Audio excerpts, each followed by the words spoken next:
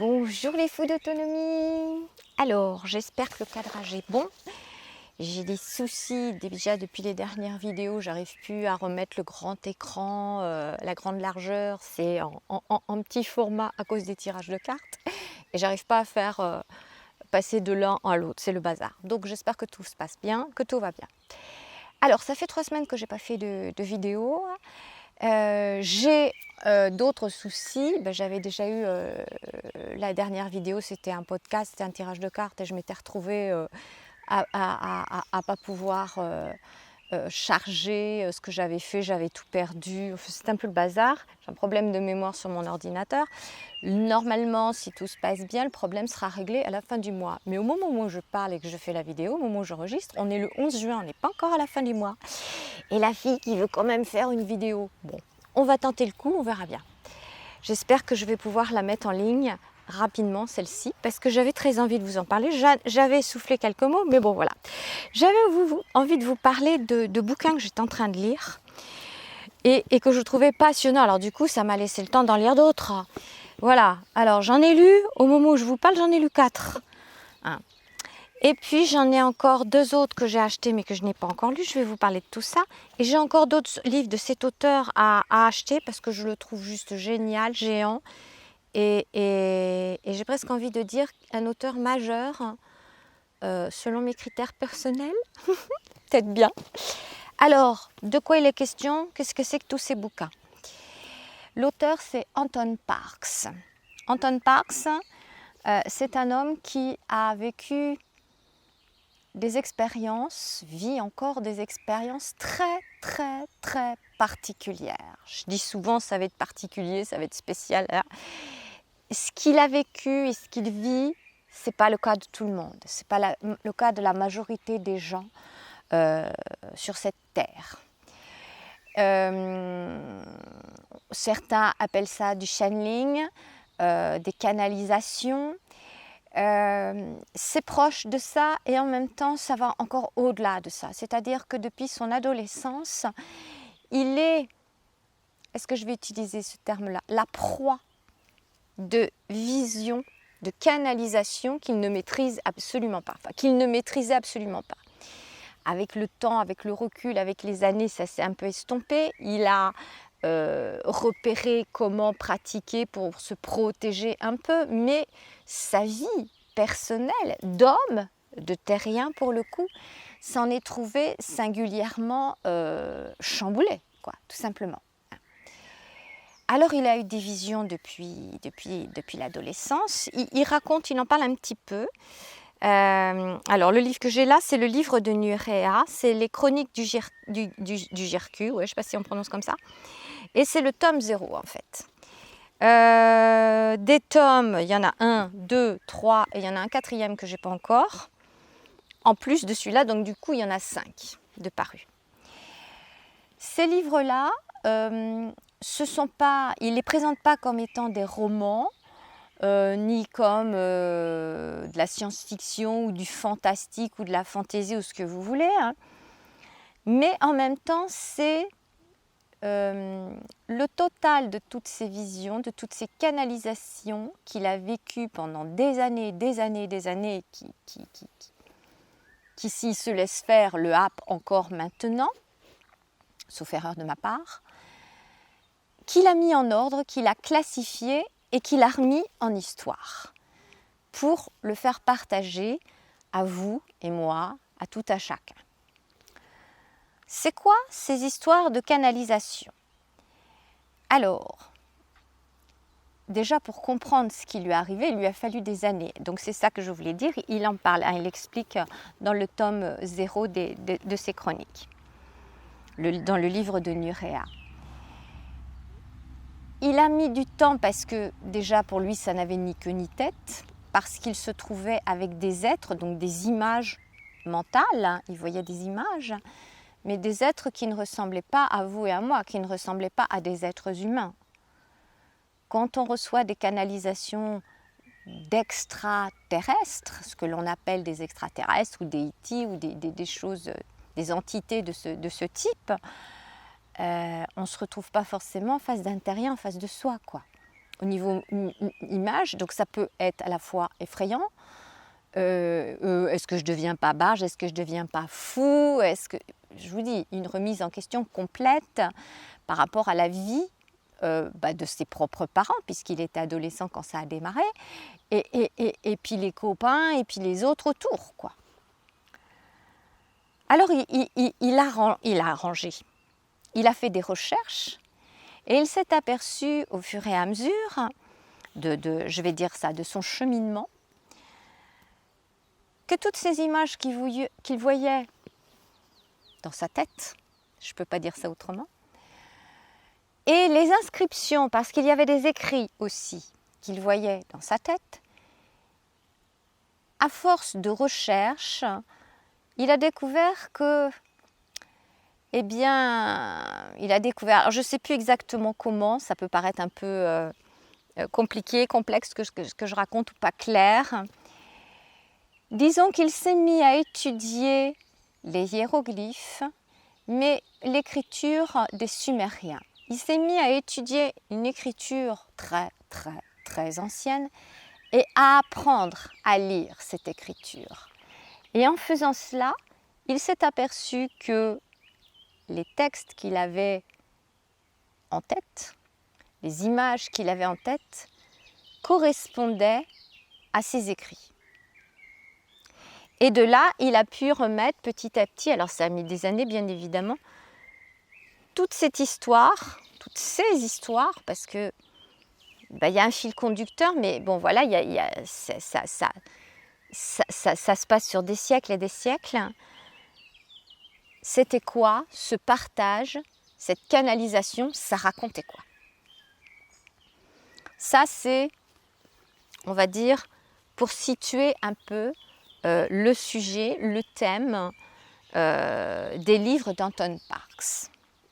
Alors, il y a les chroniques du GRQ, et puis il y a les livres où il creuse, et là ce n'est plus de façon romancée, c'est les recherches, et là il y a une somme de recherches, même dans les chroniques, il y a des annotations en bas de page. À chaque fin d'ouvrage, là par exemple dans le tome où j'en suis, le tome 3 là, alors c'est le tome 4 en fait par rapport si on compte le tome 0, là j'ai fini de lire toute la partie roman, on va présenter ça comme ça, et ça c'est toute la partie documentation, recherche. Je peux vous dire qu'il y a une somme de travail à chaque fois. Donc au niveau archéologie, au niveau archéologue classique, subventionné par l'État, et au niveau archéologue indépendant. Et comme d'habitude, les résultats ne sont pas les mêmes. Hein? On va rentrer dans le détail de tout ça après.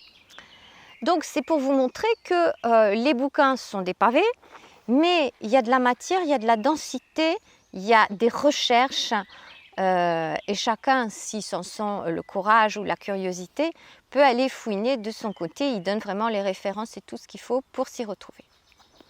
Et donc, comme je vous disais à l'instant, ça ce sont, on va présenter ça, les romans, les histoires, les chroniques de GRQ, mais il y a les livres qui sont purement documents pour le coup. Donc là, c'est celui que j'ai dans les mains, là c'est La dernière marche des dieux, de l'Atlantide à Abydos. Là, celui-là, on passe à un autre plus proche de nous, on peut dire ça, c'est Corpus Dae, révélation sur les origines occultes de Baphomet, une enquête historique inédite. Donc là, on va se retrouver avec, on plonge dans le monde des Templiers, l'origine des Templiers, qu'est-ce que c'est? Pourquoi est-ce qu'ils se sont fait éliminés comme ça? Qu'est-ce qu'ils avaient découvert? Le pourquoi du comment? Version Anton Parks. Je ne l'ai pas encore lu celui-là. La dernière marche des dieux non plus. Il y a 2 autres ou 3 autres, je ne sais plus, 2 autres je crois, purement documentation, recherche que je vais commander de lui. En fait, je crois que j'ai encore 3 bouquins à acheter de lui et je vais me précipiter dessus parce que c'est passionnant et que c'est une autre façon de voir l'histoire, de voir l'origine humaine. Alors, je vais y revenir justement à l'origine humaine. Alors, donc je reviens aux chroniques du GRQ. Le tome 0, le tout début, c'est le livre de Nurea. Ensuite, le secret des étoiles sombres, toujours dans les chroniques. Ensuite, Adam Genesis. Et le tome 3, qui est en fait le 4e, c'est le réveil du phénix. Donc il en manque encore un que je n'ai pas encore acheté. Je vous dis, j'en suis là, il faut que je termine déjà de lire celui-ci. Mais l'histoire en elle-même, le côté roman, là je l'ai fini hier. Qu'est-ce que ça raconte? Qu'est-ce que ça a de si spécial? Alors je vais basculer. Je vais basculer dans le sens que je vous ai dit tout au début,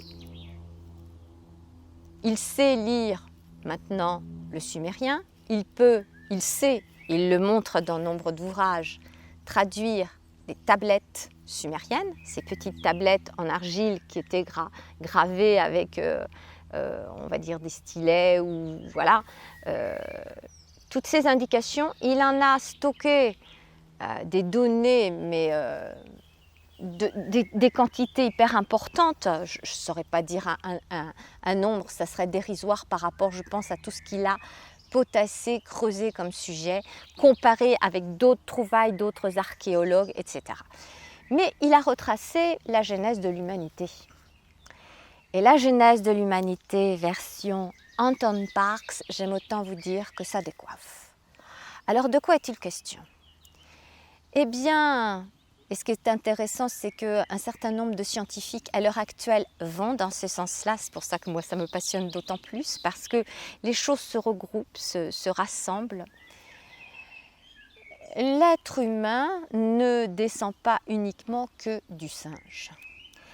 Bien souvent, dans l'histoire, dans la préhistoire, dans tout ce que l'on nous enseigne, il y a toujours une pièce manquante entre le passage du singe au passage de l'Homo sapiens. C'est quoi entre les deux? Comment c'est possible? Il n'y a jamais d'intermédiaire, on ne trouve jamais. Lui donne les intermédiaires. Et les intermédiaires, c'est quoi? Eh bien, ce sont des opérations génétiques faites par des extraterrestres qui sont sur notre planète depuis des millénaires et des millénaires et qui ont créé l'espèce humaine, Homo sapiens, qui avait créé également Néandertal, une autre façon, avec des gènes qui leur appartenaient, avec d'autres gènes de création, d'autres êtres vivants, etc. C'est un mélange de tout ça. Et donc dans nos gènes à nous, humains, Homo sapiens de notre époque maintenant, eh bien nous avons ce que certains appellent des reptiliens en nous. Nous avons du sapien, nous pouvons avoir du néandertalien, je vais y arriver, et plein d'autres gènes encore de d'autres peuples qui ont été transformés génétiquement par tous ces peuples qui sont venus sur la Terre et qui vivent, pour un certain nombre d'entre eux, toujours sur la Terre. Je vais vous renvoyer sur une autre vidéo, j'avais fait sur les extraterrestres et les intraterrestres. Et je trouve ça tout à fait passionnant. Et alors du coup, l'humanité, l'existence de l'humanité n'a plus du tout le même sens que ce qu'on nous apprend dans nos livres d'histoire. Ça ne ressemble plus du tout à la même chose. Et c'est pareil par rapport aux histoires de religion. Ce qui est intéressant, moi, partie des choses qui m'ont vraiment marquée dès le début, c'est ce qui m'a attirée, qui m'a fait me précipiter vers ces bouquins. Je me suis dit, je veux en savoir plus, absolument. C'est quand il s'est mis à expliquer, alors il y a des vidéos aussi de lui, je vais vous mettre des liens en dessous, sans doute un article que je vais creuser avec les liens dedans. Et je vais vous mettre un petit peu plus loin dans la vidéo des extraits de lecture aussi. Mais là, ce que je voulais vous dire d'abord, c'est que quand il s'est mis à étudier le sumérien, à être capable de traduire des tablettes, il s'est aperçu que Adam, le premier homme, dans les histoires de la Bible, dans la religion, Adam, le premier homme, eh bien, Adam, en sumérien, ça veut dire animal. Ça choque. Adam, ce sont des animaux. Et donc, la création d'Adam, c'est la création de l'animal humain. L'animal humain. Pourquoi y a-t-il eu un Adam, et puis après plein d'autres, des Adams, parce qu'il fallait de la main-d'œuvre. Pour ces extraterrestres, il fallait des esclaves. Et les esclaves, eh ben les Adams, ils ont été créés pour ça, les animaux. Ça calme tout de suite. Et ça calme tout de suite d'autant plus quand on vit l'époque que nous vivons maintenant, qui est cette époque des révélations, qui est cette époque où nous allons basculer vers ce qui est appelé l'âge d'or, et qui est donc la révélation de ce que nous sommes, d'où nous venons, et ce que nous décidons de faire de nos vies, et vers quoi nous voulons aller. Donc, pourquoi l'être humain est-il né sur cette planète? S'est-il incarné sur cette planète? Est-ce vraiment pour travailler pour des seigneurs, pour des employeurs, passer sa vie dans un dur labeur? Et le mot travailler, c'est pareil, ça a une connotation très particulière. Là, je ne suis pas partie dans le sumérien, mais le mot travail, quand même, voilà. Je vous renvoie à l'étymologie du mot travail. C'est assez violent, mais ça va dans la continuité du mot Adam au niveau sumérien. Et donc, non, nous ne voulons pas cela. Nous nous éveillons, nous prenons conscience de bien des choses. Et donc, en prenant cette conscience, en développant de plus en plus notre conscience, eh bien nous choisissons de vivre en tant qu'être humain, pour le coup éveillé. Nous savons d'où nous venons. Enfin, moi je trouve que par rapport à tout ce qu'il développe, c'est juste à la fois passionnant, terrifiant. Il m'a fallu du temps pour digérer certains passages. Et en même temps, je me dis, c'est vachement cohérent, quoi. C'est vachement cohérent. Je vais vous laisser là. Je vais vous retrouver tout de suite avec des passages de lecture. Et puis, je vous retrouve après pour vous dire encore 2 petits mots. Nous savons aujourd'hui qu'il y a 98% de similitudes génétiques entre l'être humain et le chimpanzé. Seuls 2 misérables pourcents sont responsables des énormes différences entre l'humain et le singe. La science n'a à ce jour toujours pas expliqué comment une telle mutation a pu se produire naturellement. Le professeur italien Roberto Fonti de l'université de Sienne explique que la vie humaine et animale est brusquement apparue sur Terre sans aucun lien entre chaque espèce. Concrètement, pas un seul animal et pas une seule plante ne semble avoir muté depuis l'origine des temps. Le scientifique Monsieur, alors que je ne déforme pas son nom, Giertych, de l'Académie des sciences de Pologne, conforte cet avis. Aucune mutation positive n'a été observée. La nature corrige les erreurs génétiques. Il existe des dérives génétiques. Elles ne produisent que des variétés de races différentes, mais pas de nouvelles espèces. Pour produire de nouvelles espèces, il faudrait de nouveaux gènes. Or, on ne connaît pas de production naturelle de nouveaux gènes. Il n'a jamais existé d'organisme simple à l'origine. Tous les organismes végétaux, animaux et humains sont nés complexes. L'évolutionnisme n'est pas une science, mais une opinion, ou plutôt une spéculation. Bon, alors, un autre passage tout à fait intéressant. Alors, sur la signification du mot Adam. Donc là, c'est au niveau phonétique, c'est A, petit trait, dents, D-A-M. Donc A-dents signifie animaux. Son équivalent acadien est Namasu, qui se décompose phonétiquement en sumérien en Nam, Mas, Su, littéralement demi-portion à charge. Il est intéressant de constater qu'en ugarite, groupe sémitique du nord-ouest de la Mésopotamie, le terme Adam, racine ADM, signifie bien humanité. Si nous assemblons les racines ugarites A et Dam, nous obtenons frère de sang. De même, le père se dit Adam ou Adanu en ugarite, ce vocable étant tiré de la racine ADN.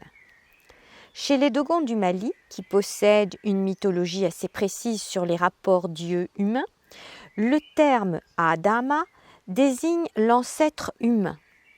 Si nous décomposons ce nom en Dogon, nous obtenons A, qui veut dire saisir, Dama, la houe, soit celui qui saisit la houe, c'est-à-dire celui qui va cultiver la terre pour les dieux.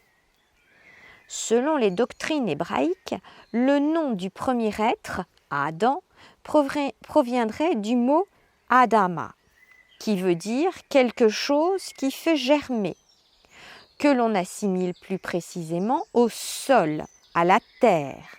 Nous voici donc doublement confortés dans l'idée que ce quelque chose qui fait germer est en rapport avec la terre. Il est tout de même intéressant de remarquer que dans la langue des Jinabules, c'est-à-dire c'est prétendument Dieu. Les Jinabules, ce sont ces peuples qui ont été pris pour des dieux et qui sont à la création même de l'espèce humaine. Donc je reprends.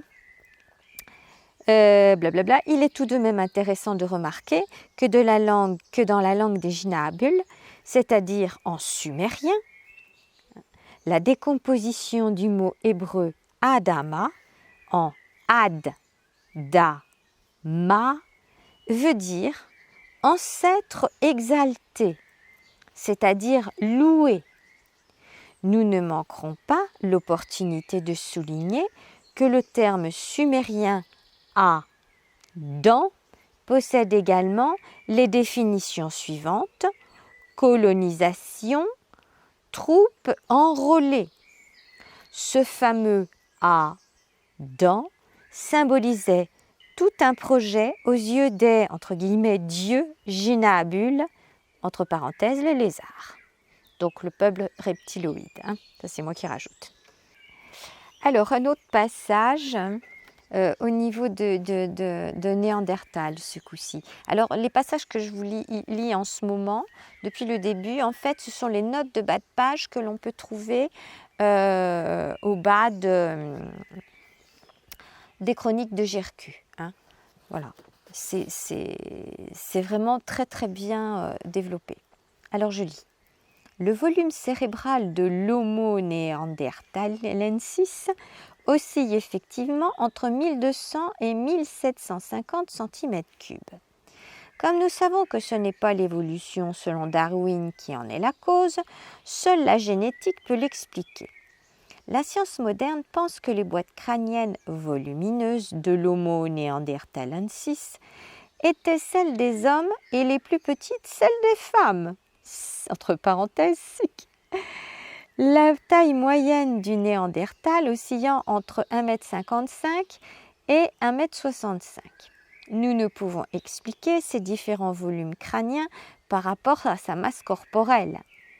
La partie postérieure occipitale du crâne du Néandertal est légèrement allongée, un peu comme celle des Jinabules.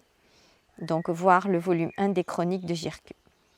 En 2006, des études sur le séquençage de l'ADN de l'homme de Néandertal menées par Svante Paabo et son équipe de l'Institut Max Planck démontrent que l'homme de Néandertal possédait des chromosomes Y, donc des chromosomes mâles, très différents de ceux de l'homme moderne, l'Homo sapiens, et également de ceux du chimpanzé. La science n'explique pas du tout ce phénomène. L'Homo neanderthalensis est totalement à part. La science a démontré aussi que Néandertal avait cohabité avec l'Homo sapiens pendant plusieurs millénaires. Déjà, en 1997, des analyses sur l'ADN de Néandertal avaient permis de conclure que celui-ci était trop différent de l'homme moderne ou de l'Homo sapiens et confirmé qu'il n'est pas de notre famille directe. Afin d'expliquer les différences génétiques du Néandertal par rapport à l'Homo sapiens, entre guillemets, les nouveaux évolutionnistes prétendent que l'homme de Néandertal aurait été victime d'un bug du programme évolutif. Alors c'est pareil, tout ça c'est sourcé, je ne vous ai pas lu, mais là c'est issu du magazine Science et Vie. Au-dessus, c'était issu du Centre international de recherche scientifique, etc. etc. Il y a les sources. Le terme hébreu « gan », qui veut dire jardin, provient sans aucun doute du sumérien « gan », culture agricole, champ. Ceci prouve une fois encore que les Hébreux se servirent des textes sumériens pour créer une partie de l'Ancien Testament. Ce mot se passa dans leur vocabulaire, mais perdit son sens d'origine. Le Gan Eden, le champ de l'Éden, devint le Gan Eden, le jardin d'Éden, un endroit dont on aime à dire qu'il fut un paradis. Toutefois, ce entre guillemets, paradis existait bien et se trouvait effectivement dans les hauteurs du Taurus, à Karsag, la cité des entre guillemets, dieux. Mais la charge de travail en cet endroit était, elle aussi, assez lourde.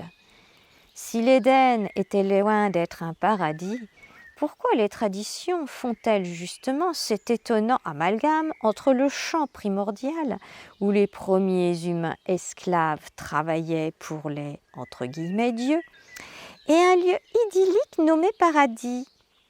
En fait, c'est dans le grec ancien que se trouve la réponse. Le mot paradis est la transcription du grec paradeisos qui signifiait originellement parc clos où se trouvent les animaux sauvages. Terme finalement transcrit en jardin à l'époque hellénistique. Semblablement aux traditions judéo-chrétiennes de l'Ancien Testament, telles que nous les avons décryptées, la mythologie grecque nous offre une situation similaire où des déesses gardent un jardin. C'est l'histoire des Hespérides, Églé, Érythéis et Hespéra, gardiennes du verger des dieux. La version officielle est celle d'un jardin merveilleux planté de pommiers. Or, le terme grec « mélon » désigne deux choses différentes qui sont à la fois un fruit rond, plus précisément une pomme, mais aussi un mouton. Au regard de nos trouvailles, nous ne pouvons qu'apprécier ces découvertes, car des Hespérides, entre guillemets, veillaient effectivement sur des fruits en Éden, à Karsag, d'autres veillant sur un troupeau de moutons assimilés aux êtres humains au travail dans le champ primordial en Éden, la plaine mésopotamienne. Diodore de Sicile lui-même a écrit que le jardin renfermait le troupeau de moutons des Hespérides. La tradition a malgré tout gardé l'idée de pomme plutôt que de celle d'un troupeau de moutons. Pourtant, la langue des dieux confirme les dires de Diodore de Sicile. En décomposant le terme Hespéride en suméro-akkadien, cela donne S, beaucoup, nombreux, P ou pi, corbeille, ride ou pisant, récipient, panier. Sachant que les Hespérides sont des femmes, Hespéride va se traduire par les nombreuses aux corbeilles et paniers. L'idée de pioche et de corbeille dans les mains de l'humanité revient très souvent sur les tablettes mésopotamiennes. Bon. Je vais peut-être m'arrêter là parce que alors tout ça, tous ces passages que je viens de lire, ils sont dans le tome 2 des Chroniques de Jirku dans Adam Genesis. En fait, ce tome-là est consacré à la naissance de l'humanité et à quoi elle servait. Et Adam, je vous le répète, je l'avais dit avant de commencer ces passages de lecture, ça veut dire animaux. Ça remet bien des choses en perspective, vous croyez pas? Encore une fois, je trouve ça assez édifiant. Je suis curieuse de connaître les autres ouvrages, de lire le dernier tome des Chroniques de Jirku, le tome 4, qui est en fait le tome 5, si on compte le 0. Et puis, de creuser sur ceux-là, puis les 2 autres que je n'ai pas encore achetés.